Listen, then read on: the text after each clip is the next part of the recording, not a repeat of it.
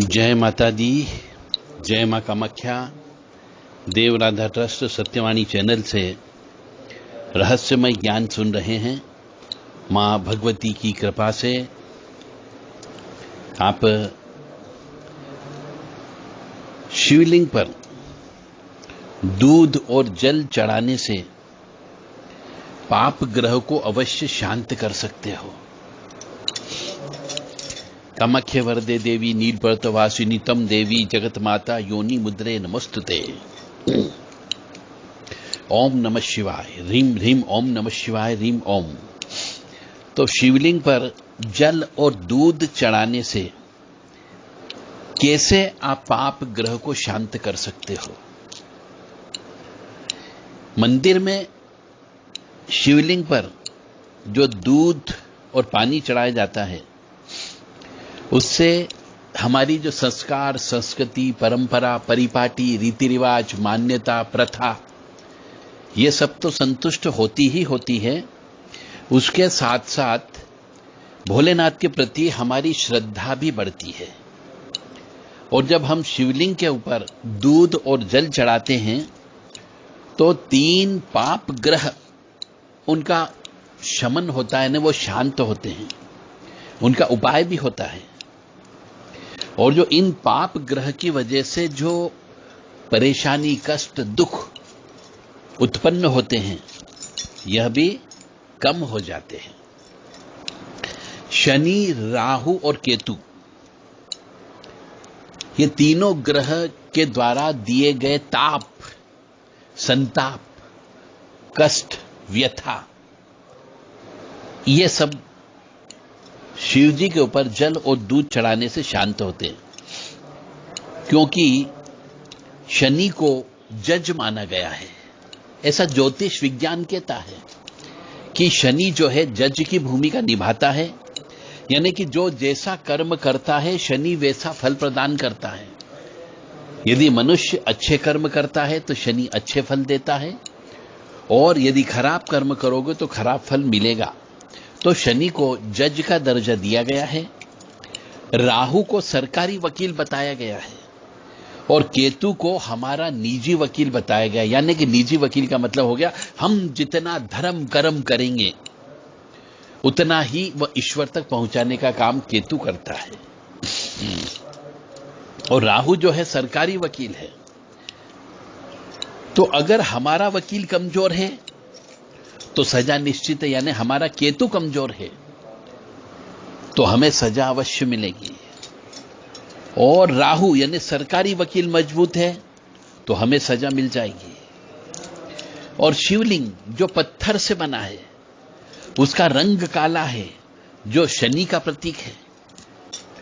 और दूध जो है वह चंद्रमा का प्रतीक है, जो बृहस्पति के घर में यानी मंदिर में चढ़ाया जाता है।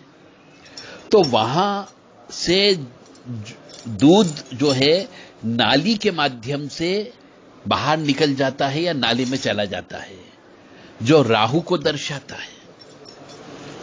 इसलिए चंद्रमा यानी दूध, मंदिर यानी बृहस्पति की ऊर्जा लेकर के राहु को क्षीण होना पड़ता है, यानी शांत होना पड़ता है।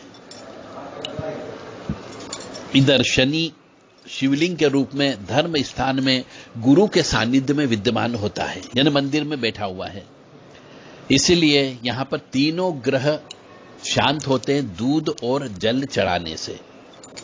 इसलिए भोलेनाथ के मंदिर में शिवलिंग पर दूध चढ़ाने से सारे पापी ग्रह के द्वारा दिए गए कष्ट और संताप, ये सब दूर हो जाती है। अगर दूध भिखारी को दे दिया जाए तो भी राहु तो शांत होगा, क्योंकि भिखारी भी राहु केतु को ही दर्शाते हैं। और नाले में भी गया तो भी राहु शांत करेगा।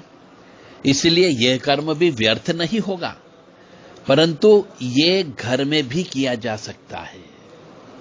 लेकिन वहां पर अकेला चंद्र काम करेगा, केवल दूध काम करेगा, बृहस्पति काम नहीं करेगा, क्योंकि मंदिर नहीं है।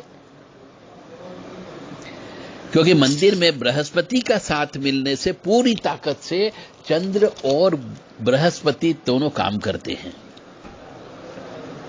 जब इन तीनों ग्रहों का किसी अन्य ग्रह से खराब संबंध नहीं बनेगा तो कुंडली ऑटोमेटिकली आपकी दुरुस्त हो जाएगी।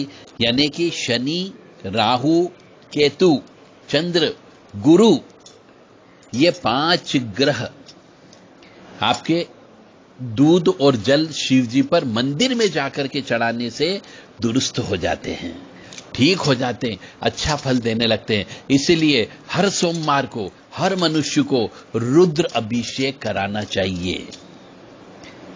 ओम त्र्यंबकम यजामहे सुगंधिम पुष्टिवर्धनम उर्वारुक्मी बंधनान मृत्योर्मुक्षीयमामृतात्। ये मंत्र बोलते हुए भी आप दूध और जल आप खुद चढ़ा सकते हो वहां पे दीपक प्रज्वलित करके, क्योंकि दीपक जो है उसमें अग्नि है। अग्नि है यानी कि सूर्य का प्रतीक है, गर्म यानी मंगल का प्रतीक है, उसमें ऊर्जा है, तो वहां पर मंगल भी शांत होगा आपका। ओम हौम जूम सह ओम भूर्भुवः स्वः ओम त्र्यंबकम यजामहे सुगंधिम पुष्टिवर्धनम उर्वारुक्मी बंधनान मृत्योर्मुक्षीयमामृतात्। ओम स्वः भुवः भू ओम सह जूम होम ओम। इस मंत्र से भी आप अभिषेक कर सकते हैं खुद स्वयं, या फिर रुद्र अभिषेक करें। रुद्रा जो किताब होती है रुद्र अभिषेक की, रुद्र अष्टाध्यायी, उस किताब से भी अभिषेक करना चाहिए। ओम मृत्युंजय महादेव त्राहि मां शरणागतम जन्म मृत्यु जरा व्याधि पीड़ितम कर्म बंधने। इस मंत्र से भी आपको दूध और जल मिलाकर के शिव जी के ऊपर अभिषेक करना चाहिए, जिससे आपके 5 ग्रह आपको अच्छा फल देने लगते हैं। हर मनुष्य को हर सोमवार को और प्रदोष के दिन शिव जी के मंदिर में जाकर के यह अभिषेक दिन में अवश्य करना चाहिए। सूर्य उदय के पहले नहीं करें, सूर्यास्त के बाद नहीं करना चाहिए। अभिषेक हमेशा दिन में ही करना चाहिए। जय माता दी, जय मां कामाख्या। और भी आगे आप सुन सकते हैं। ओम मृत्युंजय महादेव त्राहि मां शरणागतम जन्म मृत्यु जरा व्याधि पीड़ितम कर्म बंधने। तो आपको दूध यानी चंद्रमा, मंदिर यानी गुरु बृहस्पति जिसको बोला जाता है, शिवलिंग यानी कि शनि, और दूध जब शिवलिंग पर चढ़ के बाहर गिरता है तो राहु शांत होता है, और जब धर्म कर्म का काम करते हैं तो केतु भी शांत होता है। यानी कि जब चंद्र और बृहस्पति मिलते हैं तो केतु ऑटोमेटिकली अच्छे फल देने लगता है। इस प्रकार से 5 ग्रह आपके अच्छे हो जाते हैं। और जब अभिषेक करते हैं तो घी का दीपक अवश्य जलाना चाहिए, तो शुक्र और मंगल भी आपको अच्छा फल देने लगते हैं। यानी एक रुद्र अभिषेक करने से 7 ग्रह आपको अच्छा फल दे सकते हैं, बशर्ते कि आप नियमित रूप से कार्य करते रहें, तो आपको जिंदगी में कष्ट की प्राप्ति नहीं होगी। जय माता दी, जय मां कामाख्या।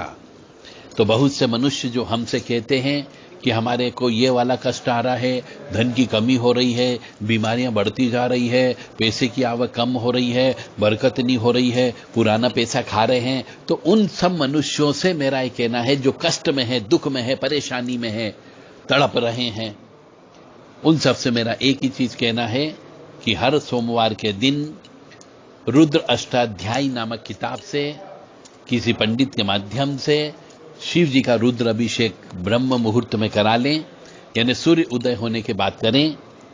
और ज्यादा से ज्यादा ओम मृत्युंजय महादेव त्राहि मां शरणागतम जन्म मृत्यु जरा व्याधि पीड़ितम कर्म बंधने, इस वाले मंत्र का जप करें, ताकि आपके ये दुखों के बादल, ग्रह नक्षत्रों के द्वारा दिए गए कष्ट ये कम हो सके। जय माता दी, जय मां कामाख्या।